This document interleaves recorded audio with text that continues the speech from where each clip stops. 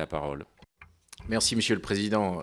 Mes chers collègues, Mesdames, Messieurs, je vous remercie de m'accueillir ce matin depuis quelques minutes, en effet, au sein de votre commission pour vous présenter cette proposition de loi relative aux taxis et aux VTC.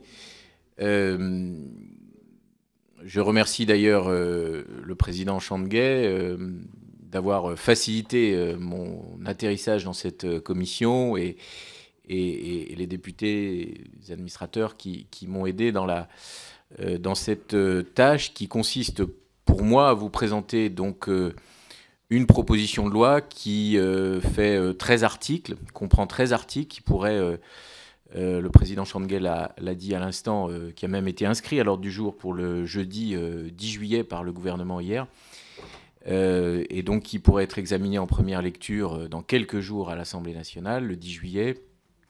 Puis ensuite, au Sénat, l'idée c'est d'aller vite.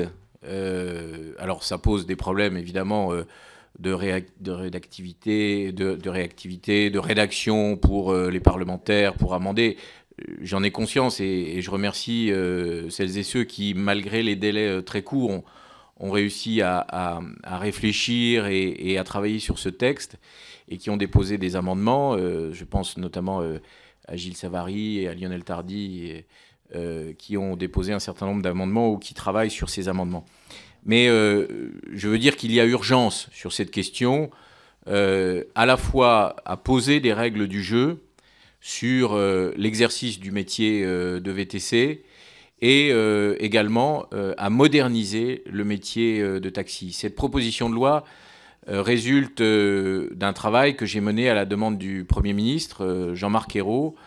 J'ai été nommé parlementaire en mission le 14 février dernier, au moment d'un conflit grave, puisque vous savez qu'il y avait des blocages dans Paris, des heurts, des violences sur le périphérique, place de la Concorde, des interpellations.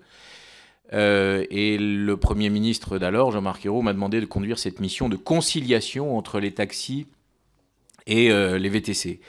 Les VTC, comme vous le savez, sont nés d'une loi de 2009, loi sur le tourisme, dite loi Novelli, qui a créé ce nouveau service de véhicules de tourisme avec chauffeur. Je m'empresse de dire que sur ce secteur-là, nous qui cherchons des emplois pour la France, c'est l'objectif du gouvernement, de la majorité, mais c'est un objectif qui je crois, rassemble toute la représentation nationale.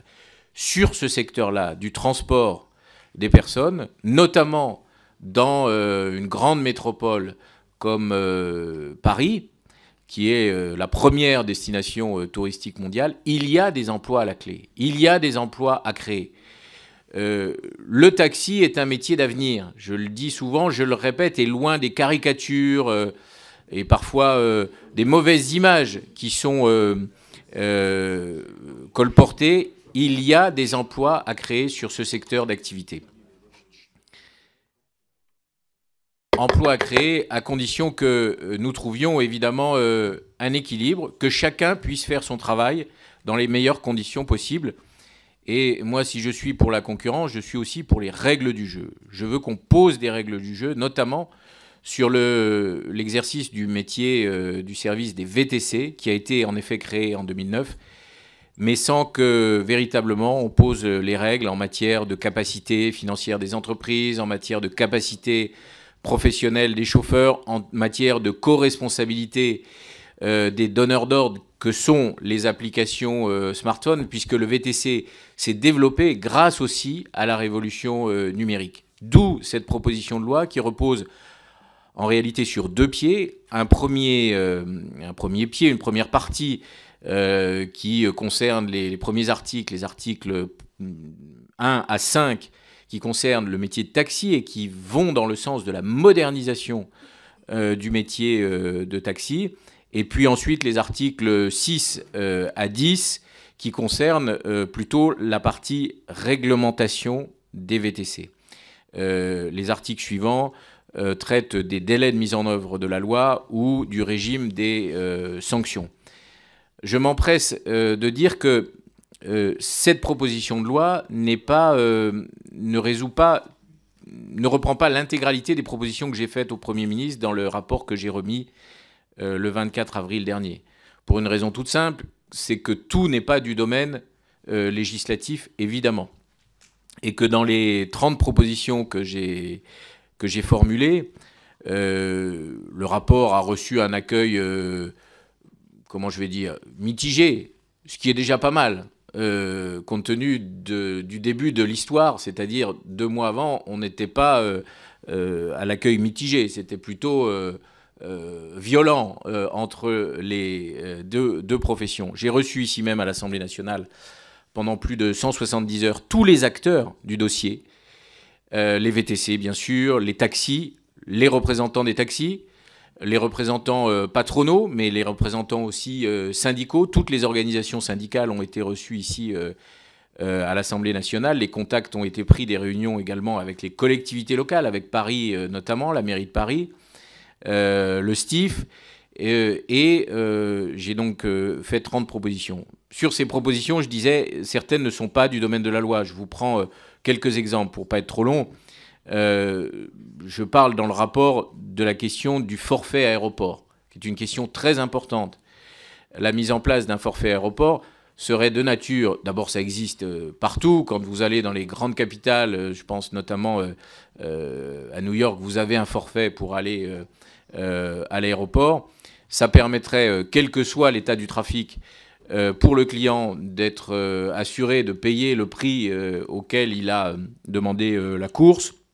Je pense que c'est un moyen efficace donc de redonner du chiffre d'affaires au taxi, d'améliorer la liaison entre l'aéroport et la capitale, à condition qu'on mette en place, et le Conseil régional d'Île-de-France s'est prononcé sur ce point, à condition qu'on mette en place également une voie dédiée pour les taxis et les bus de liaison entre les aéroports.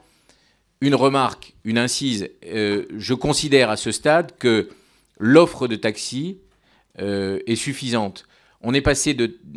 Je parle de Paris, hein, excusez-moi, je suis élu de province, de Saône-et-Loire, et je vous parle essentiellement de taxis, parce que de taxis parisiens, parce que l'essentiel du problème est aujourd'hui un problème parisien. Si vous voulez qu'on évoque les questions de taxis en province, je le ferai bien volontiers, d'autant que j'ai fait aussi des propositions là-dessus et que j'ai reçu leurs représentants, évidemment. Mais à Paris, nous sommes passés de 15 000 taxis en 2007 à 20 000 taxis aujourd'hui, et il y a eu l'arrivée sur le marché de 4 000 VTC en 18 mois. Donc l'offre, elle existe.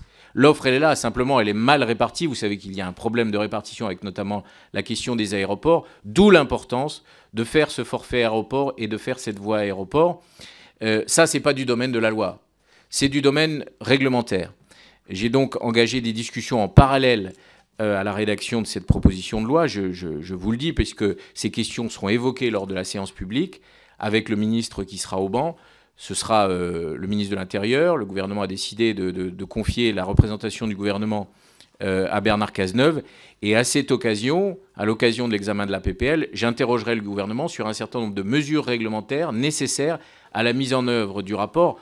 Pas parce que je veux que le rapport rentre en vigueur dans sa totalité, mais parce que je pense que ça va dans le bon sens de créer, par exemple, un forfait et une voie aéroport. Alors, voilà, Monsieur le Président, mes chers collègues, les principes qui m'ont guidé. D'abord, écoute, reconnaissance à l'égard des chauffeurs de taxi qui sont parfois, encore une fois, critiqués, décriés, parfois mal aimés, mais qui méritent aussi une reconnaissance et une écoute. Parce que, encore une fois, le marché a été complètement déstabilisé par l'arrivée des VTC et il est normal que nous posions des règles du jeu. Écoute, conciliation, dialogue durant la mission et puis la volonté de faire en sorte que ça débouche concrètement sur une adaptation de la loi et des dispositifs réglementaires avec un principe, équilibre, je l'ai dit, modernisation, réglementation, et ce qui fonde la distinction et, comme on dit en langage économique, la segmentation du marché, telle que je la conçois,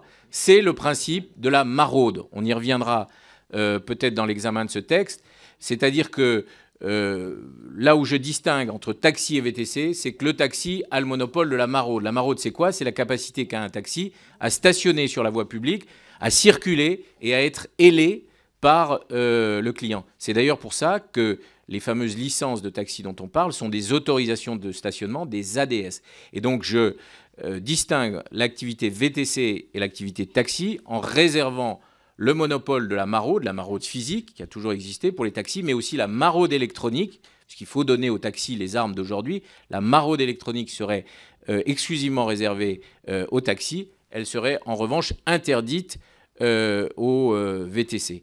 Voilà, Monsieur le Président, mes chers collègues, en quelques mots, des éléments de présentation de cette proposition de loi, en m'excusant à nouveau de la rapidité à laquelle je vous soumets dans l'examen de ce texte. Mais c'est un texte important, il y a urgence, et les acteurs économiques nous demandent de légiférer pour poser des règles rapidement.